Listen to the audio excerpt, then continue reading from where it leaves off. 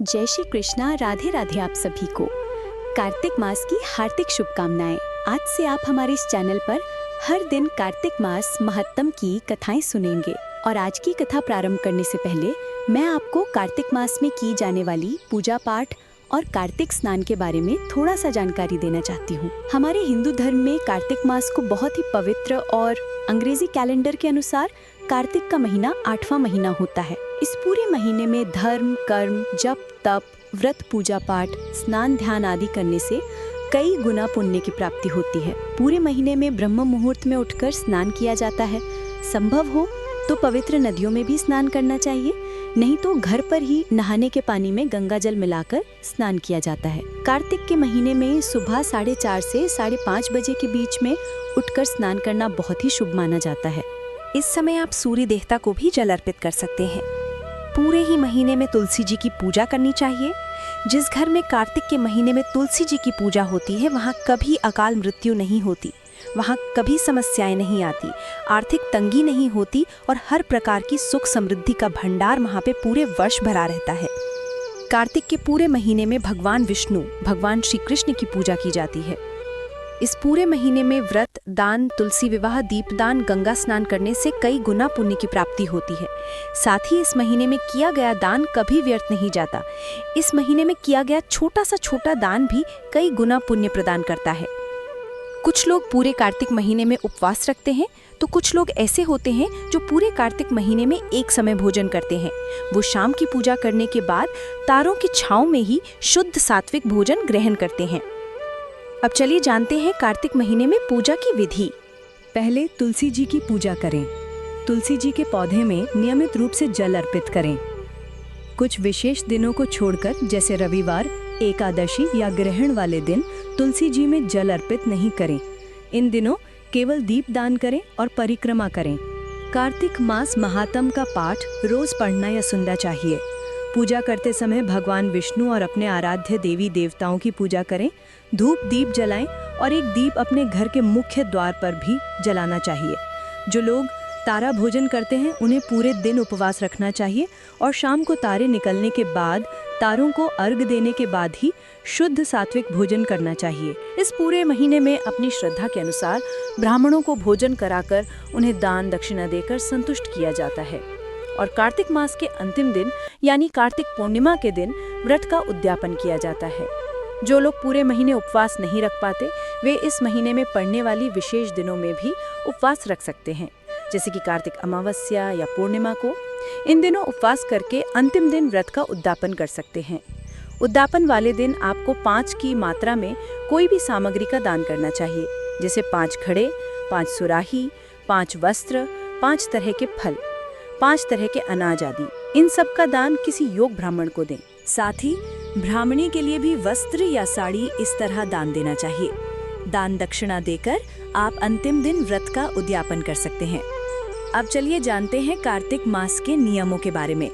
जो भक्त कार्तिक मास में नियमों का पालन करते हैं उन्हें सुबह ब्रह्म मुहूर्त में उठकर हो सके तो ठंडे पानी से, नहीं तो गुनगुने पानी से स्नान करना चाहिए। तुलसी जी की पूजा करें, धूप दीप जलाएं और विधि विधान से आराध्य देवी देवताओं की पूजा करें। पूरे महीने हो सके तो धरती पर बिस्तर लगाकर सोना चाहिए। मांसाहारी प्याज, लहसुन, लौकी, गाजर, राई, उड़द की दाल, मूंग, मसूर, चना और मटर की दाल का सेवन नहीं करना चाहिए। नशा, झूठ, चोरी, पाप आदि से दूर रहना चाहिए। कार्तिक मास के नियमों का पालन करने वाले भक्तों को पूरे महीने में सिर्फ एक दिन शरीर पर तेल लगाना चाहिए, केवल नरक चतुर्दशी यानी छोटी दिवाली के दिन। बाकी दिनों में तेल लगाना वर्जित है। जो लोग पहले से ही नियमों का पालन करते हैं उन्हें इन सब की जानकारी होगी, लेकिन जो लोग पहली बार कार्तिक मास के नियमों का पालन करना चाहते हैं उनके लिए ये जानकारी आवश्यक है। मुख्य नियम ये है कि ब्रह्मचर्य का पालन करें। दूसरा नियम ये है शरीर पर तेल ना लगाएं। तीसरा नियम ये है हो सके तो धरती पर बिस्तर बिछाकर सोना चाहिए। अब वैसी जगह पर आप ना बिछाए बिस्तर जहां पर सांप या कीड़े मकोड़ों का डर हो। चौथा नियम ये है सुबह शाम तुलसी जी की नियमित पूजा करनी चाहिए। और 5वां नियम ये है कि दालों में जो द्विदल होती है, यानी कि जो दाल 2 टुकड़ों में टूट जाती है, वैसे दालों का सेवन नहीं करना चाहिए।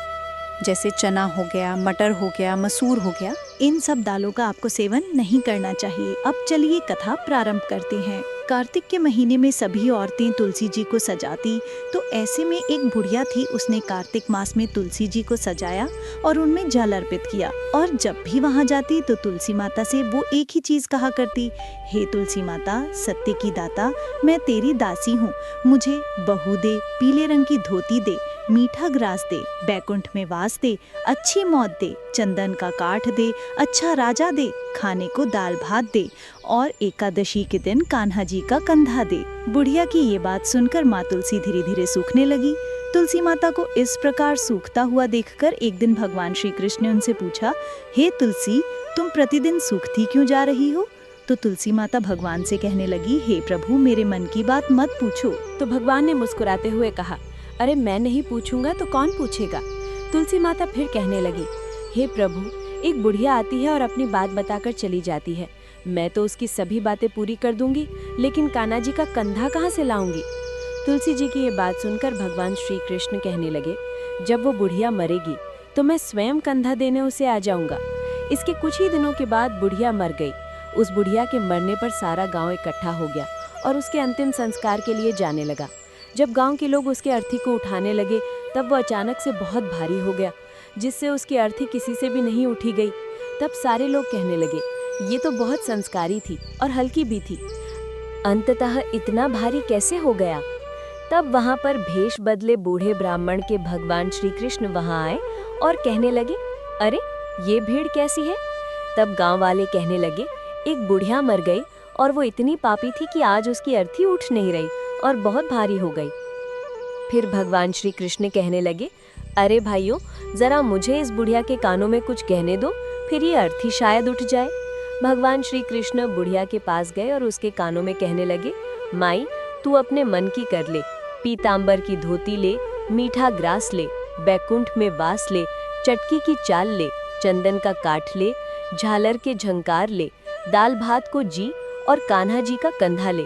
इतना कहते ही बुढ़िया हल्की हो गए और भगवान श्री कृष्ण ने उसे अपने कंधे पर उठा लिया। इस प्रकार उस बुढ़िया को मुक्ति मिल गई और वो बैकुंठ लोक को चले गई। इसलिए हम तुलसी माता से प्रार्थना करते हैं कि हे तुलसी माता, आपने जैसे उस बुढ़िया की लाज रखी, जैसे आपने उसके विश्वास की लाज रखी, वैसे ही इस कथा को कहने, सुनने और हुंकार भरने वाले सभी भक्तों की लाज रखना। जैसे भगवान ने उसे कंधा दिया, वैसे ही हमें भी कंधा देना। प्रेम से बोलिए तुलसी माता की जय, भगवान श्री कृष्ण की जय। अब सुनिए कार्तिक मास का महत्व, पहला अध्याय। एक समय धर्म के गुण, रहस्य, ज्ञान, विज्ञान और शास्त्रों में वर्णित कथाओं पर गहन चर्चा करने के लिए 88,000 ऋषि मुनि नैमिषारण्य तीर्थ में एकत्रित हुए।